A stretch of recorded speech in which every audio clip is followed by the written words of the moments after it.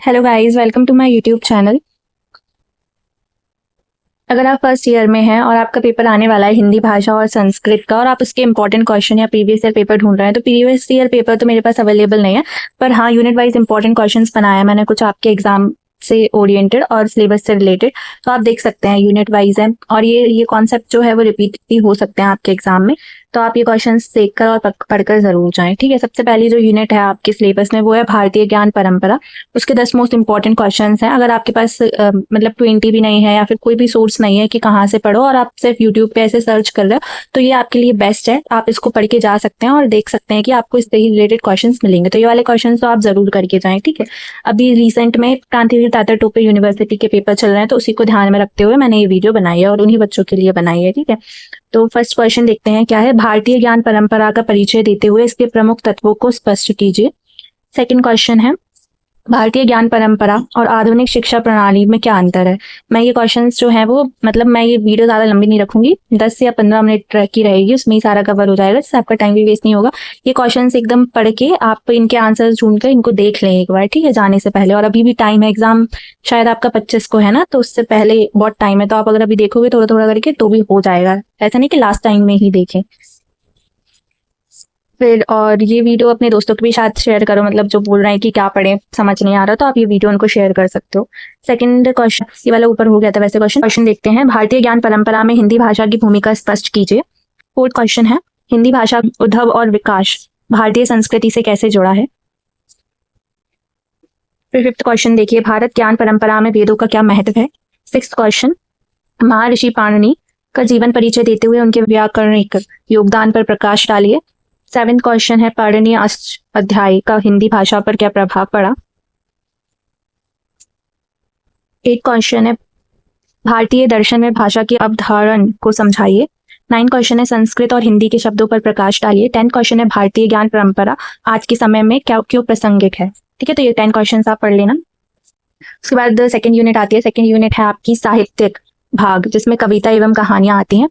और आप ना ये वीडियो अगर देखा करें ना तो लाइक भी कर दिया करिए, हेल्पफुल लग रही है। और आप मुझे बताएं कि अगर आपके मतलब इसमें से आपके इस वीडियो से आपको कोई भी हेल्प मिल रही है कि नहीं, आपके एग्जाम में क्वेश्चंस आ रहे हैं या नहीं इस सिलेबस के अकॉर्डिंग। नहीं तो मेरा वीडियो बनाने का कोई मीन नहीं है और मेरा टाइम भी बहुत ज़्यादा प्रीशियस है जो मैं इसमें लगा रही हूँ। तो अगर आपको हेल्प मिल रही है तो ही मैं ये वीडियो आगे कंटिन्यू करूंगी या फिर बनाऊंगी। अगर आपको कोई हेल्प नहीं मिल रही है तो मैं वीडियो नहीं बनाऊंगी आगे। ठीक है, तो आप मुझे बता देना कमेंट में।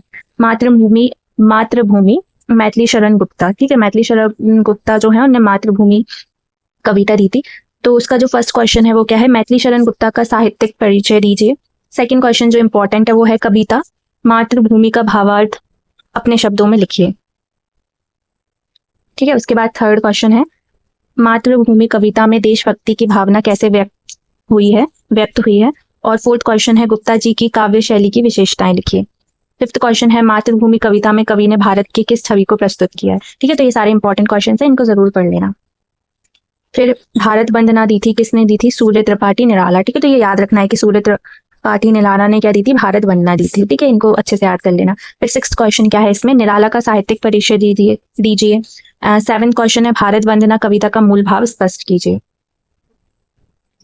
फिर उसके बाद 8th क्वेश्चन है, निराला की राष्ट्रीय चेतना को कविता के आधार पर समझाइए। 9th क्वेश्चन है, भारत वंदना में प्राकृतिक और देशभक्ति का समन्वय कैसे है। 10th क्वेश्चन है, निराला की काव्य शैली की विशेषताएं बताइए। ठीक है, ये 10 क्वेश्चन हैं, तो इनको आप अच्छे से देख लें।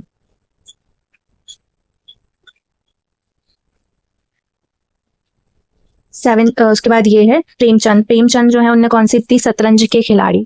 ठीक है, प्रेमचंद। 11th क्वेश्चन है, प्रेमचंद का परिचय देते हुए उनकी कहानी कला समझाइए। और 12th क्वेश्चन है, शतरंज के खिलाड़ी कहानी का सार लिखिए। ठीक है, तो ये क्वेश्चन आप देख लें, बहुत ज्यादा इंपॉर्टेंट क्वेश्चन कह सकते हैं। इससे आपको मतलब आइडिया तो मिल ही जाएगा कि क्या क्या है इसके अंदर। ठीक है, कहानी के अंदर क्या क्या है तो आप लिख सकते हैं अगर कुछ इस कहानी से रिलेटेड अगर पूछा जाए आपसे एग्जाम में तो। फिर आता है 13 क्वेश्चन, इस कहानी में समाज की किस समस्या को उजागर किया है। ठीक है, ये प्रेमचंद वाले की है।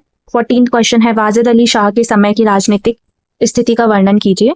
15 क्वेश्चन है, शतरंज के खिलाड़ी कहानी का संदेश क्या है। ठीक है, यही पूछते हैं कि संदेश क्या है और जो भी है उनके कैरेक्टर्स हैं उनके बारे में पूछते हैं।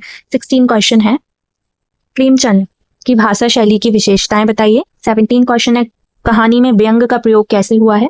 18 क्वेश्चन है, पात्रों के चरित्र चित्रण का पर प्रकाश डालिए। 19 क्वेश्चन है, कहानी में लखनऊ समाज का चित्रण कैसे किया है।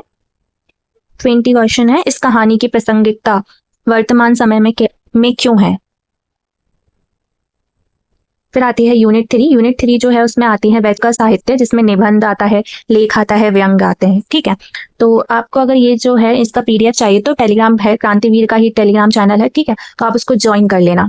इसी चैनल में आप है तो आप वहाँ पे ज्वाइन कर सकते हो और वहाँ से ये पीडीएफ ले सकते हो, और आप अपने पेपर भी शेयर कर सकते हो मेरे साथ ईमेल पर। ठीक है, वो भी इसी चैनल पर है। तो इसके 10 मोस्ट इंपॉर्टेंट क्वेश्चंस देखते हैं। तो सबसे पहले तो ये देखते हैं उसमें और पार्ट्स में, भारतीय भाषाओं में राम, जिसको क्या बोलते हैं, वैचारिक भाग। तो सबसे पहले क्या है, भारतीय भाषाओं में राम विषय का महत्व स्पष्ट कीजिए।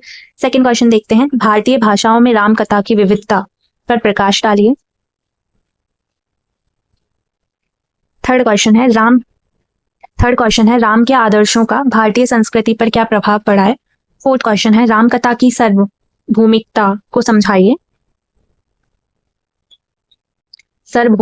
समझाइए। ठीक है, फिर है आचार्य रामचंद्र, उसने क्या दिया था, उत्साह दिया था। ठीक है, फिफ्थ क्वेश्चन जो है वो है आचार्य रामचंद्र का साहित्यिक परिचय लिखिए। सब में यही है, साहित्यिक परिचय दीजिए। एंड 7 क्वेश्चन है, उत्साह निबंध का सार अपने शब्दों में लिखिए। ठीक है, आचार्य रामचंद्र शुक्ल ने उत्साह निबंध दिया था। ठीक है, फिर 7 क्वेश्चन देखते हैं, उत्साह निबंध में व्यक्ति जीवन दर्शाने को समझाइए। निबंध में व्यक्ति जीवन दर्शन को समझाइए।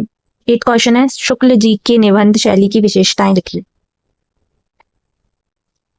फिर आता है भारत एक है जो है वो किसने दी थी, रामधारी सिंह दिनकर। ठीक है, ये जो है वो अच्छे से याद रखना है कि किसने क्या दिया था। ठीक है, वो निबंध किसने दिया था, ये भारत एक है, ये किसने दिया था, तो ये आपको पता होना चाहिए, एटलीस्ट ये तो पता ही होना चाहिए। 9th क्वेश्चन क्या है, रामधारी सिंह दिनकर का परिचय दीजिए। एंड 10th क्वेश्चन है, भारत एक है लेख का मूल भाव स्पष्ट कीजिए। तो भारत एक है लेख है जो किसने लिखा था, रामधारी कर।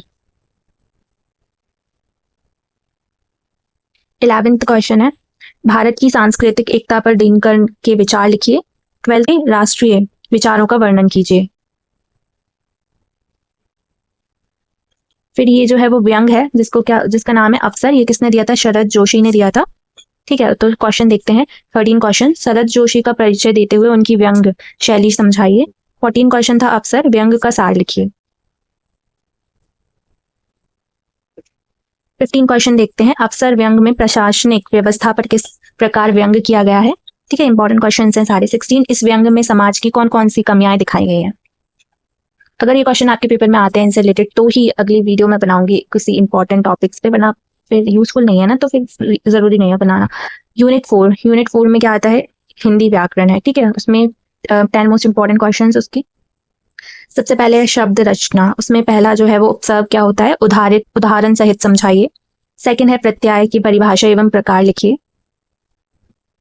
थर्ड क्वेश्चन है, उपसर्ग और प्रत्यय में अंतर स्पष्ट कीजिए। फोर्थ क्वेश्चन, मतलब ऐसे आपसे पूछेंगे नहीं पर आपको पता होना चाहिए कि उपसर्ग और प्रत्यय क्या होते हैं, और अगर एग्जाम्पल देते तो पहचान में आना चाहिए आपको। ठीक है, फोर्थ है, शब्द रचना में उपसर्ग एवं प्रत्यय का महत्व बताइए। फिर आता है शब्द प्रकार में 5th क्वेश्चन है, तत्सम एवं तद्भव शब्दों को उदाहरण सहित समझाइए। एंड 6th क्वेश्चन है, देशज शब्द क्या होते हैं, उदाहरण दीजिए। फिर 7th क्वेश्चन है, विदेशी शब्दों का हिंदी में उपयोग कैसे होता है। 8th क्वेश्चन है, संकर एवं नव निर्मित शब्दों को समझाइए। फिर आता है शब्द ज्ञान में 9th क्वेश्चन है, पर्यायवाची शब्द क्या है, उदाहरण दीजिए। 10th है, ब्लोमार्थी शब्दों की परिभाषा एवं उदाहरण लिखिए। फिर 10th क्वेश्चन है, ये वही है जो ऊपर पढ़ा था। 11th क्वेश्चन है, अनेक शब्दों के लिए एक शब्द के महत्व को समझाइए। फिर आती है यूनिट 5 में है व्याकरण एवं लेखन कौशल, उसके 10 मोस्ट इंपॉर्टेंट क्वेश्चन। सबसे पहले है ब्राह्म चिन्ह। ठीक है, फर्स्ट है, हिंदी के प्रमुख ब्राह्म चिन्हों की सूची बनाइए। सेकंड क्वेश्चन है, ब्राह्म चिन्हों का प्रयोग उदाहरण सहित समझाइए। ये वही क्वेश्चन है सेकंड। ठीक है, थर्ड क्वेश्चन है, ब्राह्म चिन्हों का भाषा में महत्व बताइए, चिन्हों का। फिर आती है संक्षेपण, जिसको बोलते हैं प्रिसाइज राइटिंग या प्रिसाइज राइटिंग। फोर्थ क्वेश्चन, संक्षेपण क्या है, इसका नियम लिखिए। 5th क्वेश्चन, संक्षेपण लेखन की विशेषताएं समझाइए। 6th क्वेश्चन, किसी दिए गए अनुच्छेद का संक्षेपण कीजिए। पढ़ने में कोई मिस्टेक हो रही है हिंदी में तो प्लीज मैनेज कर लेना। फिर आता है बीज शब्द कीवर्ड्स। 7th क्वेश्चन, बीज शब्द धर्म का अर्थ और महत्व लिखिए। 8th क्वेश्चन अद्वैत की अवधारणा को समझाइए। 9th क्वेश्चन भाषा की परिभाषा एवं उसके प्रकार लिखिए। कि द एंड हो गया। इसका PDF मैं आपको टेलीग्राम पर दे दूंगी, तो आप इसको ज्वाइन जरूर कर लें। बाकी वीडियो अच्छी लगे तो लाइक करें, शेयर करें, सब्सक्राइब करें एंड मुझे कमेंट में जरूर बताएं अगर आपके पेपर में ये क्वेश्चंस आते हैं तो। और all the best for your exam.